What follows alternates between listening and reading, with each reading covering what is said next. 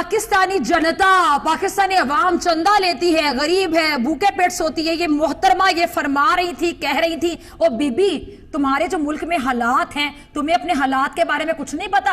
आपने ये तो जरूर सुना होगा कि खिसियानी बिल्ली खंबा नोचे, लेकिन आज हम आपको बताते हैं कि जब जेब या खजाना खाली हो जाता है तो इंसान दिमागी दिवालियापन पर उतर आता है। जो तुम लोग ड्रामों में ड्रामे करते हो, लिटरली ड्रामे का नाम किसी ने सही ड्रामा रखा है कि 500 करोड़, 800 करोड़, 1000 करोड़, 1800 करोड़। तुम लोग की आवाम तो बिलो दी बेल्ट जिंदगी गुजारने पे मसरूफ है। और कितना खाना मिलता है, कितने प्रोटीन्स मिलते हैं, कितने कार्बोहाइड्रेट्स मिलते हैं, या कितने आप लोग लिपिड्स या फैट्स या विटामिन खाते हैं, कितने जूसेस आप लोग पीते हैं। आप लोगों की जो आवाम है ना, वो बिलो दी बेल्ट, गुर्बत से भी नीचे की जिंदगी बसर करिए। हर बार भिखारी की तरह कटोरा उठाया और चले गए अपने मुंह बोले पापा चीन के पास। वैसे तुम लोग चीन से जाकर कहते क्या होगे? पापा पापा हम मरने वाले हैं, खाने के लिए अनाज के दाने तक नहीं है, हमें कुछ दे दो ना। यही ना? तुमने ये तो देखा ही होगा पाकिस्तानी मीडिया की भूखे कुत्ते के आगे जब कोई बोटी डाल देता है तो कुत्ता दुम हिलाने लगता है बोटी डालने वालों के आगे। और एक और गलतफहमी दूर कर देती हूँ तुम्हारे यहाँ का रुपया ना भारत की अठन्नी के बराबर है, प्लीज जाकर पढ़ लो। यानी तुम्हारे यहाँ का क्लास 2 ऑफिसर हमारे यहाँ के ऑटो वाले के बराबर भी नहीं कमाता। ये तुम लोगों ने एक मास्क पहना हुआ है जो तुम लोग दिखाते हो अपनी फिल्मों में, अपने ड्रामों में। आतंकवादी कहते हो ना, तुम लोग की फिल्मों को पैसे कौन देता है ये बताओ? तुम लोग के पैसे कहां से आते हैं? जो पीछे से फंडिंग होती है वो कहां से आती है? ये तुम लोग की अपनी फिल्में साबित कर चुकी हैं कि तुम लोग की फिल्मों की फंडिंग कहां से आती है। अंडरवर्ल्ड के मामला तो तुम लोग के यहाँ ज्यादा है। हम लोग तो अपनी आवाम से अगर पैसा मांग रहे हैं डैम के लिए, तो हम किसी अंडरवर्ल्ड से तो पैसा नहीं मांग रहे डैम के लिए। तो बातें तुम लोग करते हो हमारे हवाले से। फिर अगली बात तुम लोगों ने की कि जी इंडिया में पाकिस्तान से बेहतर हालात है और पाकिस्तान का दिमाग काम करना बंद हो गया। बीबी हमारा दिमाग तो जागा ही अब है। मैं तो कहती हूँ अब हमारा दिमाग ज्यादा काम कर रहा है। जो हमने डैम के बारे में सोचा और तुम लोगों में खलबली मची। तो जिस पाकिस्तान की पूरी इकोनॉमी गधों के भरोसे चलती हो, वो हमें गुर्बत का ध्यान झाड़ रहा था आजकल। और इनकी हालत को देखकर तो ऐसा लगता है कि पाकिस्तान में बच्चे भी गधे ही पैदा होते हैं और बड़े होकर गधों से ही उनकी रोजी रोटी चलती है। तो गुर्बत में कौन जी रहा था? चलिए आपकी गलतफहमी भी तोड़ देते हैं आज। और हाँ, पाकिस्तानी मीडिया जरा ये नखरे शक्रे दिखाने से पहले अपने लोगों से थोड़ी जानकारी तो मांग ली होती। आज हम बोलेंगे और तुम सुनोगे।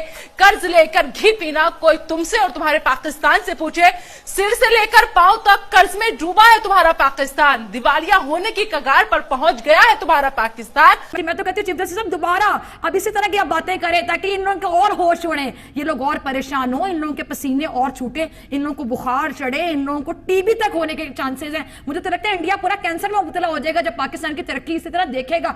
इतनी हसद, इतनी जेलसी, पाकिस्तान से इतनी इनसिक्योरिटी, कम ऑन। हम 21वीं सदी की जिंदगी गुजार रहे हैं, हम लोग बहुत आगे के लोग हैं। इकोनॉमी तुम लोग कहते हो तुम लोग की तरक्की कर रही है, अपने दिमाग को तुम लोगों ने पीछे क्यों कर लिया? 1947 नहीं है ये, 1947 से बहुत आगे जा चुके हैं। तुम लोगों ने तो पाकिस्तान के वजूद को एक्सेप्ट नहीं किया, हजम नहीं किया, डाइजेस्ट नहीं किया। तो डेफिनेटली तुम लोग पाकिस्तान से बहुत ज्यादा हसद करते हो, जेलस होते हो, क्योंकि हमेशा दूसरे के बारे में बात वो करता है जिसके हवास पे दूसरा सवार होता है और वो आपको अपने से बेहतर लगता है। हमने कभी इंडिया के बारे में बात नहीं की, वो डैम केयर, हम बहुत बिजी हैं अपनी जिंदगी में। हमें जरूरत नहीं कि हम इंडिया के बारे में हमेशा बात करें, इंडिया में अपने एजेंट्स भेजें, इंडिया पे नजर रखें। इन दिनों की मैं बात कर रही हूँ, इन दिनों जो पाकिस्तानी मीडिया के तेवर थे ना, उसे हमारे यहाँ पे भौंकना कहते हैं, भौंकना। और पाकिस्तानी मीडिया, तुम्हें तो ये बाखूबी पता ही होगा कि जो कुत्ते काट नहीं सकते वो सिर्फ भौंक कर ही काम चलाते हैं। लेकिन हम वो शेर हैं जो कहते हैं वो करते हैं।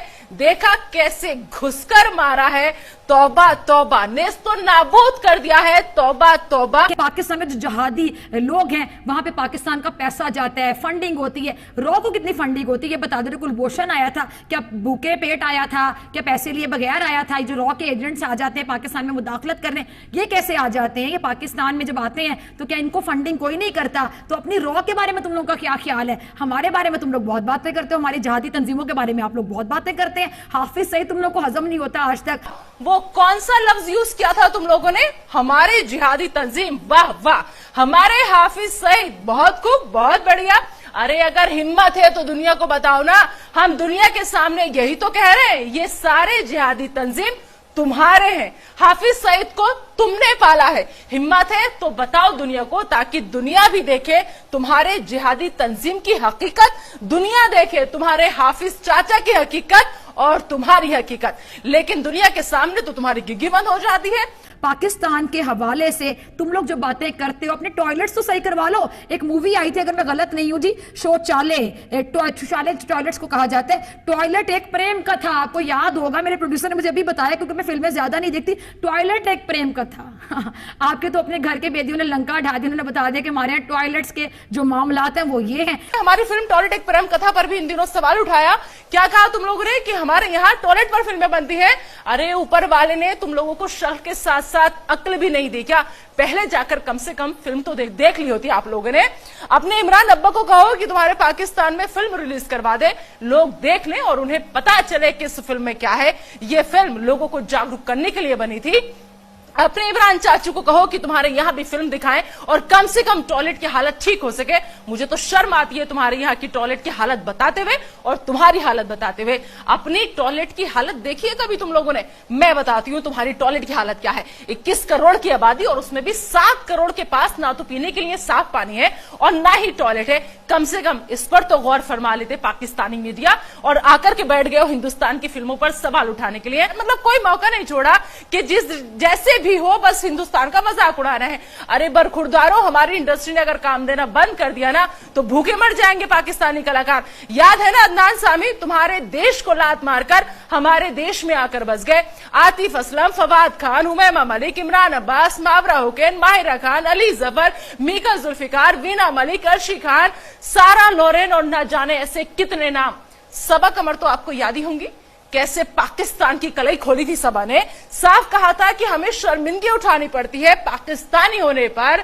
तो मत भूलिए कि हमने अगर इन्हें सर आंखों पर नहीं बिठाया होता तो आज पाकिस्तान में किसी गली या नुक्कड़ पर भजन गा रहे होते, या फिर हो सकता है तुम्हारे अब्बा हुजूर की खिदमत में लोरी सुना रहे होते। तौबा तौबा, इन दिनों ऐसा लगता था जैसे किसी ने पाकिस्तान की सारी मीडिया को भांग की गोली दे दी हो, इसलिए नशे में उठकर चले आते थे और अपना पूरा ज्ञान बककर निकल लिया करते थे। तुम लोग की जो खबरें ना वो ढकी छुपी नहीं रह गई। इंडिया में जो मामलात हैं सबके सामने, गुर्बत की जिंदगी वहां के लोग गुजारे। इसके साथ साथ हमारे यहाँ जितने भी हिंदू रह रहे हैं, आप कराची में चले जाएं, काफी हिंदू वहां पे रहते हैं। कभी किसी ने शिकायत की, कभी किसी को कोई प्रॉब्लम हुई, उनको आजादी है अपनी मजहबी। सिखों के हवाले से ये जो यहाँ पर क्या शहर है जी, ननकाना साहब, वहां पे जब सिख आते हैं उनको अपनी मजहबी रसूमात अदा करने में कभी पाकिस्तानी गवर्नमेंट ने परेशान किया, कोई परेशानी हुई? मेरे फैन पेज पे बेशुमार लोग ऐसे हैं जो इंडियन है, सिख हैं, जो पाकिस्तान से राब्ता करते हैं, जो इंडिया के हालात के बारे में आगाह करते हैं। तो मैं क्या कहूं तुम लोगों के बारे में? शर्म तुमको मगर आती नहीं, शर्म तुमको मगर आती नहीं, शर्म तुमको मगर आती नहीं। Shame on you India, shame on you India, shame on you India. तौबा तौबा, आज ये क्या हो गया? तौबा तौबा, पाकिस्तान के खिलाफ भारत ने बड़ी कार्रवाई कर दी। तौबा तौबा, 12 मिराज विमानों ने पाक और पीओके में घुसकर जैश के ठिकानों को तबाह कर दिया। तौबा तौबा, 1000 किलोग्राम के बम गिरा दिए। तौबा तौबा, 300 से ज्यादा आतंकी ढेर कर दिए। अब मैं पूछती हूँ, हाउस द जोश? क्या कहा? Dead sir, roasted sir? तौबा तौबा, ऐसे नहीं कहते, बुरा लगेगा आपके आकाओं को। अब बात तुम्हारे मजहबी ज्ञान की भी कर लेती हूँ, क्योंकि इन दिनों ये भी तुम लोगों ने खूब झाड़ा। तो सुनो तुम गीदड़ और भेड़िए लोग, हमें मजहबी ज्ञान तुम दे रहे थे। तुम्हारे यहाँ हिंदुओं का कत्लेआम होता है, 25 सालों में उनकी आबादी बेहद कम हो गई। कम से कम ये तो पढ़ लिया होता कि पूरी दुनिया में सिर्फ हिंदुस्तान ही वो देश है जहां सारे मजहब के लोग एक साथ रहते हैं और सबको आजादी है प्यार से मोहब्बत से रहने की। और हाँ, मुसलमानों को जिक्र भी इन दिनों तुम लोगों ने खूब किया वहां की मीडिया ने कि मुसलमान यहाँ पे हिंदुस्तान में परेशान है। अरे किस मुसलमान की बात कर रहे हो आप लोग? मैं भी एक मुसलमान हूं और मुझे फक्र है, गर्व है अपने हिंदुस्तानी होने पर, और उस अल्लाह का लाख लाख शुक्रिया अदा करती हूं कि उसने मुझे हिंदुस्तान की सरजमी पर पैदा किया है। तो सुन लो पाकिस्तान और सुन लो पाकिस्तान की मीडिया, सुन लो तुम गीदड़ और भेड़िए लोग, हिंदुस्तान शेर है, शेर, शेर था, शेर है और शेर रहेगा। और ये हम क्यों कह रहे हैं, इसका सबूत आज तुम्हें मिल गया है। तुमने ठीक ही कहा था कि अब ये 1947 और 48 का हिंदुस्तान नहीं है। ये भी गलतफहमी दूर कर लो कि 1971 का हिंदुस्तान है। अब की बार घुटने पर तो झुका दिया है और जरूरत पड़ी तो काट कर रख देंगे। याद है ना 2016 घर में घुसकर सेका था, और वैसे ही आज फिर से सेका है, क्योंकि हम बोल कर मारते हैं, सामने से मारते हैं। हम तुम्हारी तरह बुज़दिल नहीं है। और अब तुम लोग बदले की बात कर रहे हो, किससे बदला लोगे? हमारी शराफत देखो, अभी भी शर्म महसूस करो कि हमने ना शहरियों को निशाना बनाया है, ना तुम्हारी फौज को निशाना बनाया है, सिर्फ आतंकी और उनके कैंपस तबाह किए हैं। तुम्हें तो हमारा शुक्रगुजार होना चाहिए कि तुम्हारा काम हमने कर दिया। बाकी जो बचे हैं उन्हें अगर खुद तबाह कर लो तो इसी में तुम्हारी खैर है, क्योंकि सोचिए अगर जंग हुई तो तुम्हारा मुल्क हिंदुस्तान के सामने कितने मिनट टिकेगा? ये सवाल अब पाकिस्तान के हुक्मरानों को भी परेशान कर रहा है, क्योंकि तुम्हारे पाकिस्तान को एहसास हो चुका है कि उस पर जो ये बड़ी आफत आई है वो अब थमने वाली नहीं है। और आखिर में कान खोलकर एक बात और सुन लो, जिस दिन हमारे देश के नौजवानों का, देश के नागरिकों का और ज्यादा दिमाग घूम गया ना, उस दिन कराची, इस्लामाबाद और लाहौर में भी तिरंगा लहराता हुआ नजर आएगा। फिर तुम्हारे पास बिलबिलाने के अलावा कोई रास्ता नहीं बचेगा। जय हिंद की सेना।